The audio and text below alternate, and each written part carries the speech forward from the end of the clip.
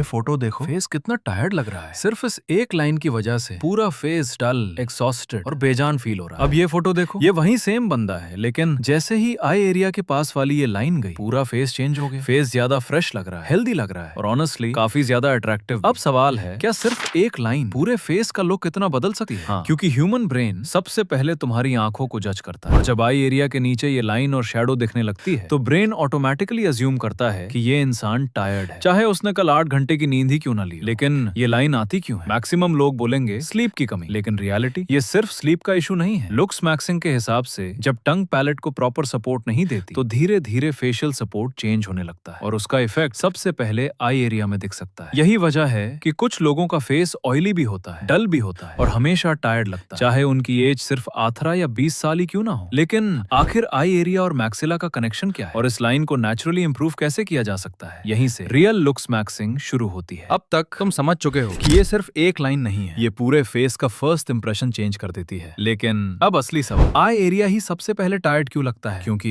ये तुम्हारे फेस की सबसे डेलिकेट जगहों में से एक है। यहाँ की स्किन फेस के बाकी पार्ट से पतली होती है और इसी वजह से यहाँ शैडो भी जल्दी दिखती है, वॉल्यूम का डिफरेंस भी और फटीग भी। लेकिन सिर्फ स्किन को ब्लेम करना गलत होगा, असली गेम फेशियल सपोर्ट का है। एक बिल्डिंग को इमेजिन करो, अगर बिल्डिंग के नीचे के पिलर्स धीरे धीरे वीक होने लगे तो सबसे पहले क्रैक्स ऊपर दिखते हैं। फेस भी कुछ ऐसा ही काम करता है। आई एरिया बीच हवा में लटका हुआ नहीं होता, उसके नीचे पूरा फेशियल सपोर्ट सिस्टम होता है, और लुक्स मैक्सिंग कम्युनिटी इसी सपोर्ट को मैक्सिला से रिलेट करती है। जब ये सपोर्ट स्ट्रॉन्ग दिखता है तो आई एरिया टाइट, फ्रेश और यूथफुल लग सकता है, लेकिन जब सपोर्ट वीक दिखने लगता है तो शैडो, लाइन और टायर्ड अपीयरेंस ज्यादा नोटिसेबल हो सकती है। अब एक और चीज, इसी वजह से दो लोग सेम एज के होते हैं, same skin tone, same jaw line, लेकिन एक बंदा कैमरा ऑन होते ही फ्रेश लगता है और दूसरा जैसे पूरी रात सोया ही नहीं। क्यों? क्योंकि ब्रेन सबसे पहले आंखों के आसपास का कॉन्ट्रास्ट नोटिस करता है। जितनी ज्यादा लाइन, जितनी ज्यादा शैडो, उतना ज्यादा टायर्ड सिग्नल, और जितना क्लीन आई एरिया उतना ज्यादा हेल्दी सिग्नल। इसीलिए हॉलीवुड मॉडल्स हो या टॉप फैशन मॉडल्स, उनके फेस का सबसे एक्सपेंसिव फीचर जॉ लाइन नहीं होता, उनका आई एरिया होता है। अब यहाँ एक और मिस्टेक होती है, लोग अंडर आई क्रीम खरीद लेते हैं, कंसीलर लगा लेते हैं या सिर्फ मॉइस्चराइजर बदल देते हैं, लेकिन अगर प्रॉब्लम सिर्फ स्किन के ऊपर नहीं बल्कि पूरे सपोर्ट सिस्टम में हो तो टेम्पररी प्रोडक्ट्स टेम्पररी रिजल्ट ही देंगे। इसलिए अगर तुम जेन्युइनली फ्रेश फेस चाहते हो तो सिर्फ लाइन को हाइड नहीं करना, उस रीजन को समझना होगा जिसकी वजह से आई एरिया टायर्ड दिख रहा है, और वही रीजन तुम्हारे ऑयली, डल और लाइफलेस फेस से भी जुड़ा हुआ है। अब सवाल ये है, इस पूरे सिस्टम को नेचुरली इंप्रूव कैसे किया जाए, और कौन सी मिस्टेक्स हैं जो रोज अननोइंगली इस लाइन को और नोटिसेबल बना रही हैं। यहीं से रियल रिकवरी प्रोटोकॉल शुरू होता है। अब तक तुम समझ चुके होगे कि ये सिर्फ एक लाइन का इशू नहीं, ये पूरे फेस का रिकवरी इशू है, और अगर रिकवरी को ठीक कर दिया तो आई एरिया भी धीरे धीरे बेटर दिखना शुरू हो सकता है। सबसे पहला स्टेप, टंग पोजीशन। लुक्स मैक्सिंग कम्युनिटी इस बात पर बहुत फोकस करती है कि जब टंग पैलेट को प्रॉपर सपोर्ट देती है तो पूरा अपर face support system better maintain हो सकता है। लेकिन सिर्फ 2 मिनट म्यूइंग करके बाकी 30 घंटे माउथ ब्रीदिंग करोगे तो कोई फायदा नहीं। रियल गेम 24 घंटे पोस्चर का है। टंग, नाइजल ब्रीदिंग और हेड पोस्चर, ये तीनों एक सिस्टम की तरह काम करते हैं। दूसरा स्टेप, मॉर्निंग पफिनेस को इग्नोर मत करो। सुबह उठते ही अगर आई एरिया स्वॉलन दिखता है तो सिर्फ फेस वॉश मत करो, बॉडी को मूवमेंट दो, 5 से 10 मिनट वॉक या हल्का एक्टिविटी, इससे फ्लूइड सर्कुलेशन इंप्रूव होती है और कई लोगों में पफिनेस कम नोटिसेबल लग सकती है। तीसरा स्टेप, इन्फ्लेमेशन को कंट्रोल करो। हर बार आई रब करना, हर रोज नए स्किन प्रोडक्ट्स यूज करना या स्किन को इरिटेट करना आई एरिया को और स्ट्रेस्ड बना सकता है। Fresh face aggressive skin care से नहीं, काम स्किन से बनता है। चौथा स्टेप, स्लीप सिर्फ ड्यूरेशन नहीं, क्वालिटी भी। 8 घंटे फोन देखते देखते सोने और 7.5 घंटे डीप स्लीप लेने में जमीन आसमान का डिफरेंस होता है। रिकवरी हार्मोन्स रात को ही अपना काम करते हैं, और जब रिकवरी बेटर होती है तो फेस नेचुरली ज्यादा फ्रेश दिख सकता है। और सबसे लास्ट, ये लाइन को एनिमी मत बनाओ। एनिमी है वो हैबिट्स जो हर दिन तुम्हारे फेस को रिकवरी का चांस ही नहीं देती। Mouth breathing, poor posture, chronic inflammation, weak routine, ये सब मिलकर फेस को धीरे धीरे टायर्ड अपीयरेंस दे सकते हैं। अब चैलेंज ये है, अगले 7 दिन सिर्फ प्रोडक्ट्स मत बदलो, अपना सिस्टम बदलो। टंग पोस्चर ऑब्जर्व करो, नोज से सांस लो, स्लीप इंप्रूव करो, आई रबिंग बंद करो, और हर संडे सेम लाइट में अपनी फोटो लो। तुम देखोगे सिर्फ आई एरिया ही नहीं, पूरा फेस ज्यादा अलाइव, फ्रेश और कॉन्फिडेंट लगने लगेगा। क्योंकि अट्रैक्टिव फेस सिर्फ शार्प जॉलाइन से नहीं बनता, कभी कभी सिर्फ आई एरिया की रिकवरी पूरे फेस का फर्स्ट इंप्रेशन बदल देती है।